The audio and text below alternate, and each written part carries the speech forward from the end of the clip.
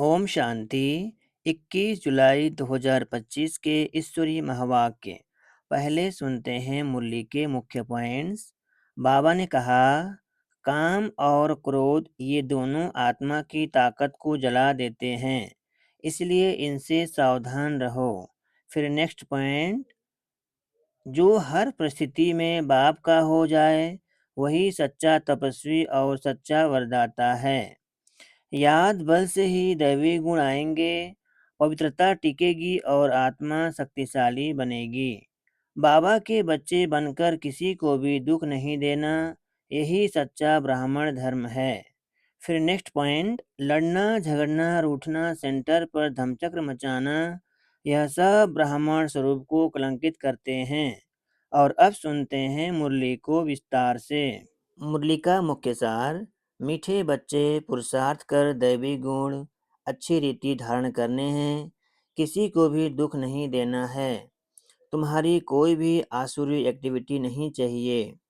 प्रश्न, कौन से आसुरी गुण तुम्हारे श्रृंगार को बिगाड़ देते हैं? उत्तर, आपस में लड़ना झगड़ना रूठना सेंटर पर धमचक्र मचाना दुख देना, यह आसुरी गुण है जो तुम्हारे श्रृंगार को बिगाड़ देते हैं। जो बच्चे बाप का बन करके भी इन आसुरी गुणों का त्याग नहीं करते हैं, उल्टे कर्म करते हैं, उन्हें बहुत घाटा पड़ जाता है। हिसाब ही हिसाब है, बाप के साथ धर्मराज भी हैं। गीत भोलेनाथ से निराला। ओम शांति। रूहानी बच्चे यह तो जान चुके हैं कि ऊंच ते ऊंच भगवान है। मनुष्य गाते हैं और तुम देखते हो दिव्य दृष्टि से। तुम बुद्धि से भी जानते हो कि हमको वह पढ़ा रहे हैं। आत्मा ही पढ़ती है शरीर से, सब कुछ आत्मा ही करती है शरीर से। शरीर विनाशी है, जिसको आत्मा धारण कर पाठ बजाती है। आत्मा में ही सारे पाठ की नूद है। 84 जन्मों की भी आत्मा में ही नूद है। पहले पहले तो अपने को आत्मा समझना है। बाप है सर्वशक्तिमान, उनसे तुम बच्चों को शक्ति मिलती है। योग से शक्ति जास्ती मिलती है, जिससे तुम पावन बनते हो। बाप तुमको शक्ति देते हैं विश्व पर राज करने की। इतनी महान शक्ति देते हैं, वह साइंस घमंडी आदि इतना सब बनाते हैं विनाश के लिए। उनकी बुद्धि है विनाश के लिए, तुम्हारी बुद्धि है अविनाशी पद पाने के लिए। तुमको बहुत शक्ति मिलती है, जिससे तुम विश्व पर राज्य पाते हो। वहाँ प्रजा का प्रजा पर राज्य नहीं होता है, वहाँ है ही राजा रानी का राज्य। ऊंच ते ऊंच है भगवान, याद भी उनको करते हैं। लक्ष्मी नारायण का सिर्फ मंदिर बनाकर पूजते हैं, फिर भी ऊंच ते ऊंच भगवान गाया जाता है। अभी तुम समझते हो, यह लक्ष्मी नारायण विश्व के मालिक थे। ऊंच ते ऊंच विश्व की बादशाही मिलती है बेहद के बाप से। तुमको कितना ऊंच पद मिलता है, तो बच्चों को कितनी खुशी होनी चाहिए। जिससे कुछ मिलता है उनको याद किया जाता है। कन्या का पति से कितना लव रहता है, कितना पति के पिछाड़ी प्राण देती है। पति मरता है तो या हुसैन मचा देती है। यह तो पतियों का पति है, तुमको कितना श्रृंगार कर रहे हैं। यह ऊंच ते ऊंच पद प्राप्त कराने के लिए तुम बच्चों में कितना नशा होना चाहिए। दैवी गुण भी तुमको यहाँ धारण करने हैं। बहुतों में अभी तक आसुरी अवगुण है। लड़ना झगड़ना रूठना सेंटर पर धमचक्र मचाना। बाबा जानते हैं बहुत रिपोर्ट्स आती हैं। काम महाशत्रु है तो क्रोध भी कोई कम शत्रु नहीं है। फलाने के ऊपर प्यार, मेरे ऊपर क्यों नहीं। फलानी बात इनसे पूछी, मेरे से क्यों नहीं पूछा। ऐसे ऐसे बोलने वाले संशय बुद्धि बहुत हैं। राजधानी स्थापन होती है ना, ऐसे ऐसे क्या पद पाएंगे। मर्तबे में तो फ़र्क बहुत रहता है। मेहतर सफाई कर्मी भी देखो अच्छे अच्छे महलों में रहते, कोई कहाँ रहते। हर एक को अपना पुरुषार्थ कर दैवी गुण अच्छे धारण करने हैं। देहमान में आने से आसुरी एक्टिविटी होती है। जब देही अभिमानी बन अच्छी रीति धारण करते रहो, तब ऊंच पद पाओ। पुरुषार्थ ऐसा करना है, दैवी गुण धारण करने का किसको दुख नहीं देना है। तुम बच्चे दुख हरता सुख करता बाप के बच्चे हो। कोई को भी दुख नहीं देना चाहिए। जो सेंटर संभालते हैं उन पर बहुत रिस्पॉन्सिबिलिटी है। जैसे बाप कहते हैं बच्चे अगर कोई भूल करता है तो 100 गुना दंड पड़ जाता है। देहमान होने से बड़ा घाटा होता है, क्योंकि तुम ब्राह्मण सुधारने के लिए निमित्त बने हुए हो। अगर खुद ही नहीं सुधरे तो औरों को क्या सुधारेंगे। बहुत नुकसान हो पड़ता है। पांडव गवर्नमेंट है ना, ऊंच ते ऊंच बाप है, उनके साथ धर्मराज भी है। धर्मराज द्वारा बहुत बड़ी सजा खाते हैं। ऐसे कुछ कर्म करते हैं तो बहुत घाटा पड़ जाता है। हिसाब ही हिसाब है, बाबा के पास पूरा हिसाब रहता है। भक्ति मार्ग में भी हिसाब ही हिसाब है। कहते भी हैं भगवान तुम्हारा हिसाब लेगा। यहाँ बाप खुद कहते हैं धर्मराज बहुत हिसाब लेंगे, फिर उस समय क्या कर सकेंगे। साक्षात्कार होता हमने यह किया, वहाँ तो थोड़ी मार पड़ती है, यहाँ तो बहुत मार खानी पड़ेगी। तुम बच्चों को सतयुग में गर्भ जेल में नहीं आना है, वहाँ तो गर्भ महल है। कोई पाप आदि करते नहीं तो ऐसा राज्य भाग पाने के लिए बच्चों को बहुत खबरदार होना है। कई बच्चे ब्राह्मणी टीचर से भी तीखे हो जाते हैं। तकदीर ब्राह्मणी से भी ऊंची हो जाती है, यह भी बाप ने समझाया है। अच्छी सर्विस नहीं करेंगे तो जन्म जन्मांतर दास दासियां ही बनेंगे। बाप सम्मुख आते ही बच्चों से पूछते हैं, बच्चे देही अभिमानी होकर बैठे हो। बाप के बच्चों प्रति महावाक्य है, बच्चे आत्माभिमानी बनने का बहुत पुरुषार्थ करना है। घूमते फिरते भी विचार सागर मंथन करते रहना है। बहुत बच्चे हैं जो समझते हैं हम जल्दी जल्दी इस नर्क की छीछी दुनिया से जाएं सुखधाम। बाप कहते हैं अच्छे अच्छे महारथी योग में बहुत फेल हैं, उन्हों को भी पुरुषार्थ कराया जाता है। योग नहीं होगा तो एकदम गिर पड़ेंगे। नॉलेज तो बहुत सहज है, हिस्ट्री ज्योग्राफी सारी बुद्धि में आ जाती है। बहुत अच्छी अच्छी बच्चियां हैं जो प्रदर्शनी समझाने में बड़ी तीखी हैं, परंतु योग है नहीं, दैवी गुण भी नहीं है। कभी कभी ख्याल होता है अर्जुन क्या क्या अवस्थाएं हैं बच्चों की। दुनिया में कितना दुख है, जल्दी जल्दी यह खत्म हो जाए, इंतजार में बैठे हैं। जल्दी चले सुखधाम।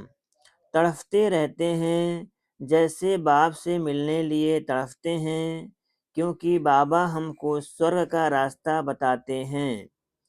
ऐसे बाप को देखने लिए तड़फते हैं, समझते हैं ऐसे बाप के सम्मुख जाकर रोज मुरली सुने।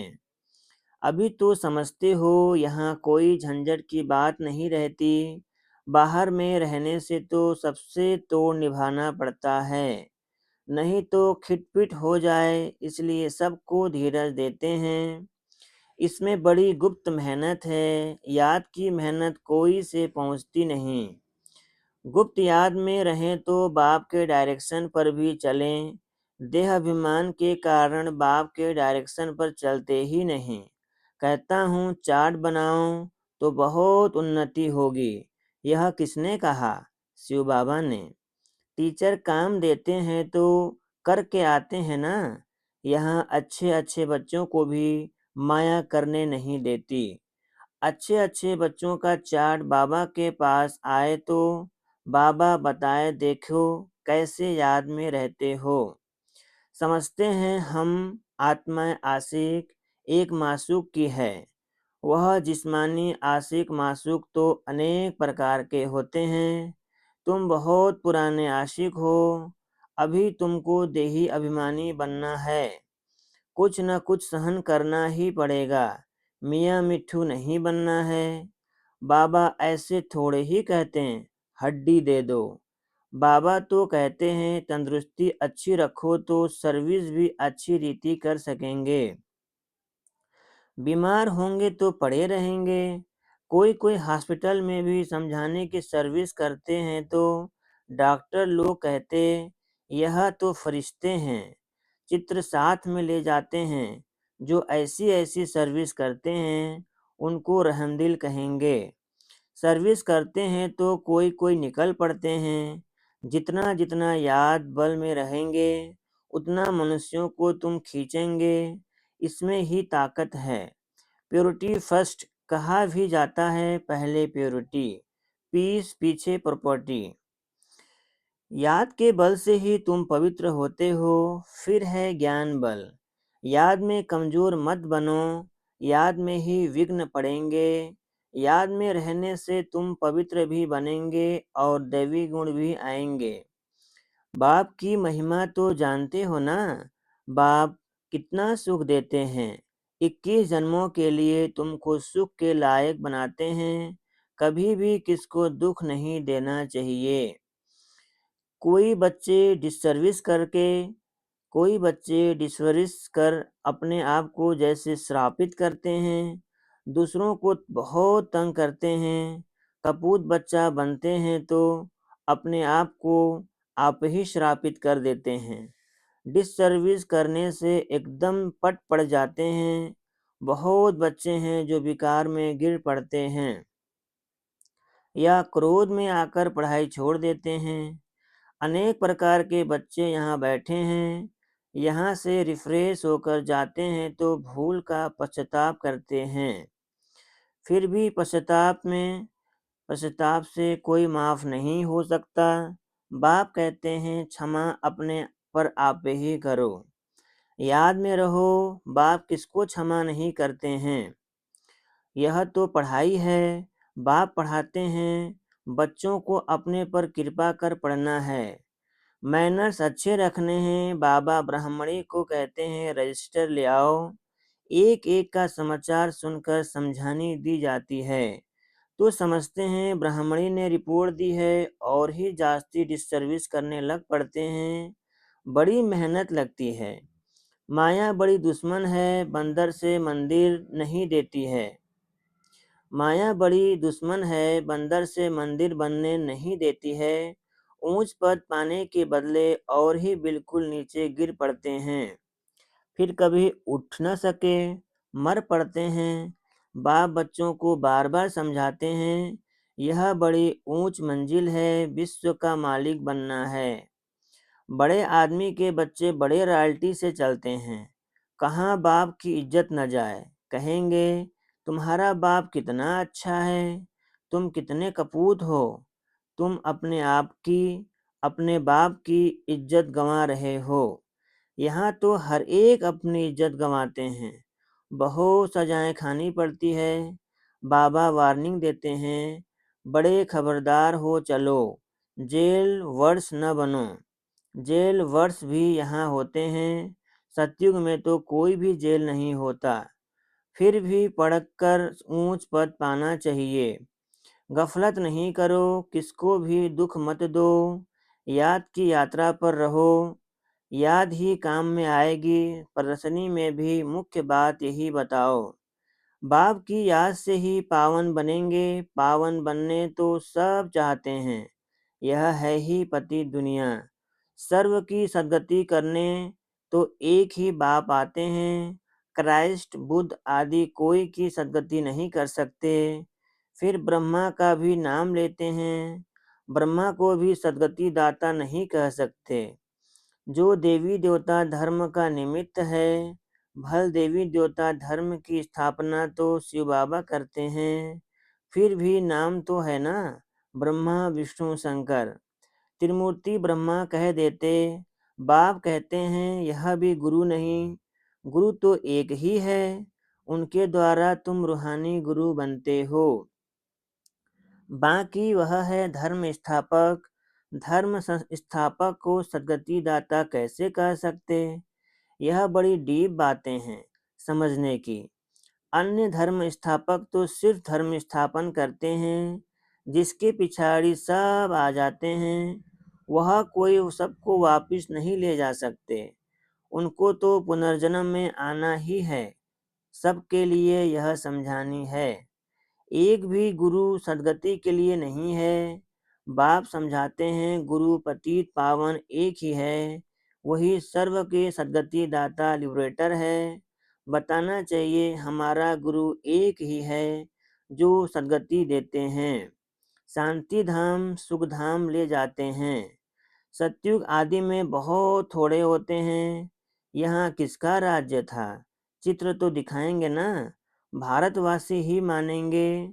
देवताओं के पुजारी झट मानेंगे कि बरोबर यह तो स्वर्ग के मालिक हैं। स्वर्ग में इनका राज्य था, बाकी सब आत्माएं कहाँ थीं? जरूर कहेंगे निराकारी दुनिया में थीं।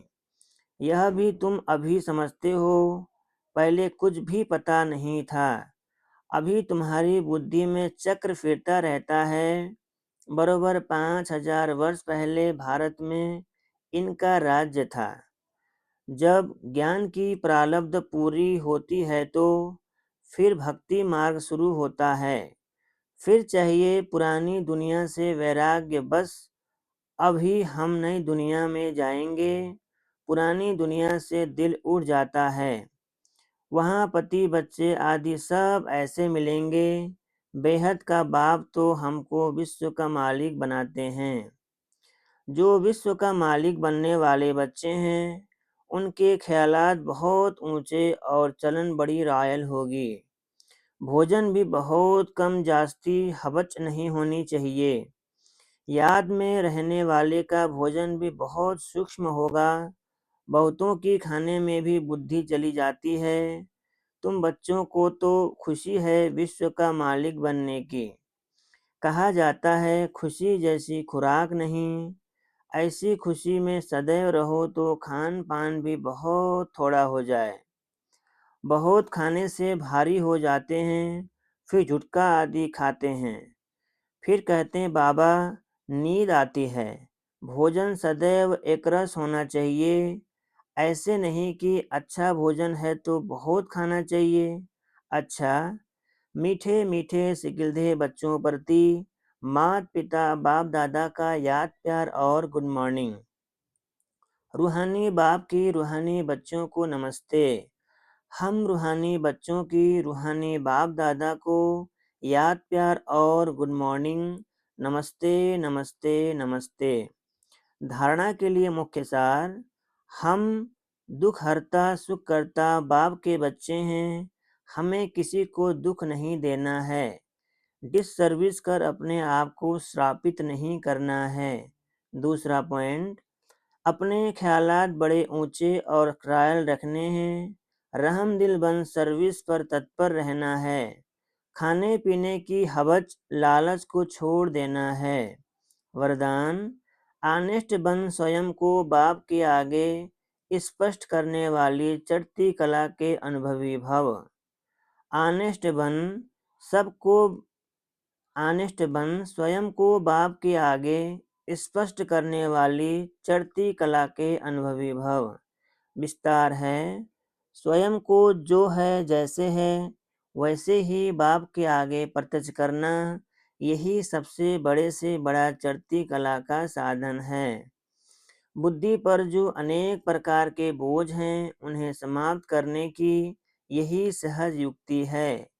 आनेस्ट बन स्वयं को बाप के आगे स्पष्ट करना, अर्थात पुरुषार्थ का मार्ग स्पष्ट बनाना। कभी भी चतुराई से मनमत और परमत के प्लान बनाकर बाप व निमित्त बनी हुई आत्माओं के आगे कोई बात रखते हो तो यह आनेस्टी नहीं। आनेस्टी अर्थात जैसे बाप जो है जैसा है बच्चों के आगे प्रत्यक्ष है, वैसे बच्चों बच्चे बाप के आगे प्रत्यक्ष हों। स्लोगन: सच्चा तपस्वी वह है जो सदा सर्वस्व त्यागी की पोजीशन में रहता है। अव्यक्त इशारे: संकल्पों की शक्ति जमा कर श्रेष्ठ सेवा के निमित्त बनो। वर्तमान भविष्य का दर्पण है। वर्तमान की स्टेज अर्थात दर्पण द्वारा अपना भविष्य स्पष्ट देख सकते हो। भविष्य राज्य अधिकारी बनने के लिए चेक करो कि वर्तमान मेरे में रूलिंग पावर कहाँ तक है। पहले सूक्ष्म शक्तियाँ जो विशेष कार्य करता है, संकल्प शक्ति के ऊपर बुद्धि के ऊपर पूरा पूरा अधिकार हो, तब अपना भविष्य उज्जवल बना सकेंगे। अच्छा, ओम शांति।